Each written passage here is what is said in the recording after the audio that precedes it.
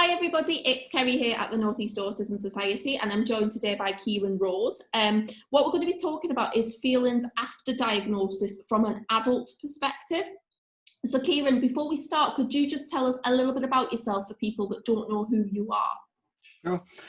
Hi everyone, my name's Kieran and I am a writer and consultant and trainer all about autism, and I was diagnosed as autistic when I was 23. Okay, so you were obviously diagnosed as an adult, Kieran. When you got that diagnosis, that official piece of paper, if you got a piece of paper, how did you feel? What was your initial thoughts? It was all very surreal, really, because it happened quite a long time ago for me. So it happened at a time when there wasn't much information, there wasn't any information really about adult autistics around. And so my kind of understanding of autism was very much Rain Man. That was really it, from an adult perspective. So when I got the diagnosis, although I was expecting it because I'd ticked boxes and things, and kind of it wasn't a surprise for me, it answered so many questions, but it opened this cascade of even more questions about kind of my life and why people hadn't seen it and why I hadn't had the support that I obviously needed and all of those kind of things. And for a long time, I felt really angry towards my parents because I had been missed, and other kind of reasons probably why I've been missed. But I felt really angry towards them because I felt like they hadn't seen me. I think that was the hardest thing to get over, that I'd felt like my whole life my own parents hadn't even seen who I was. So it was a kind of, yeah, it was kind of a lot of ickiness, and it took me a long time to get my head around that. And did it take you a while, Kieran, or not, to share your diagnosis with other people? I mean, I know you've got a close family. I think initially I kind of, close friends and family, I kind of ran out and was like, look at this, I don't really know what to do with this, but look at it anyway, kind of thing. Yeah.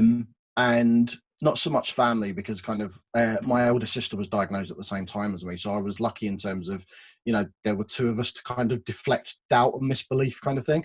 Yeah. But from friends and at the time close colleagues, I got a lot of dismissal and a lot of disbelief and a lot of invalidation around it. It's like, well, you look fine to me, and all of the kind of the usual tropes that you get as a kind of, if you tell someone that you're an autistic adult or an autistic child, children get this as well. So it was a really kind of, and I hate to be really negative, because moving on to now, I support lots of late diagnosed people who are newly diagnosed. I run a Facebook support group for newly diagnosed people, and lots of people have really positive experiences around it, and it's like it's like a validation for them kind of thing. But for me, that came to me much later. But for me at the time, I didn't really know what to do with it, and I just parked it. That's kind of the best way of explaining it. So now, many years on, I'm not going to give your age away there, Kieran, but several years on, how do you feel now about your diagnosis? Have you moved through? Oh God, yeah, with it? yeah. Yeah, I've progressed through the ranks of acceptance, should we say, for a long time, for probably about 10 years. And I think partly because that was due to the time that, we're talking 17, 18 years ago now.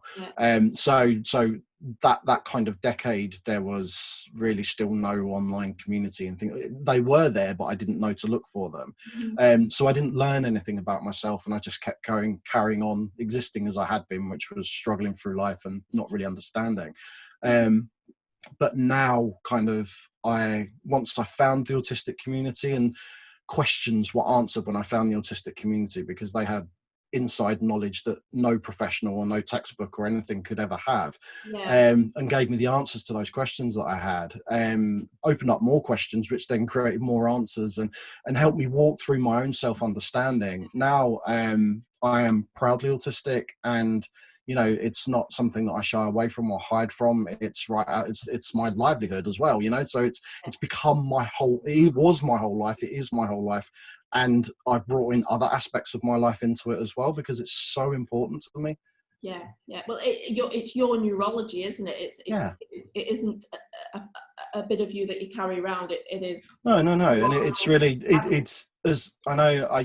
You see lots of parents who kind of their understanding and their experience of what autism means can be quite tinged with negativity because of lack of information and lack of support and things like that.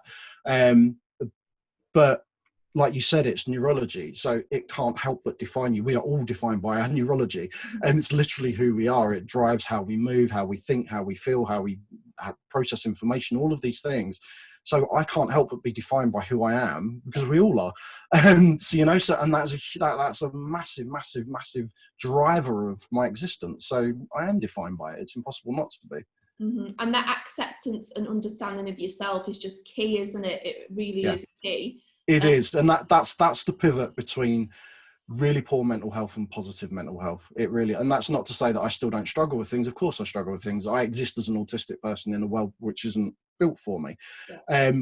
But understanding myself, finding my kin, so to speak, the autistic community, and accepting myself and learning about myself through my experiences, through other people's experiences, and having that relatable shared existence, that's been so validating for me. And that's really is, like I said, the pivot between feeling bad about yourself and internalizing all this negativity and rubbish, and actually realizing that a lot of the stuff that you feel about yourself has actually been given to you by other people, and by the world that we live in. So that's a really key thing.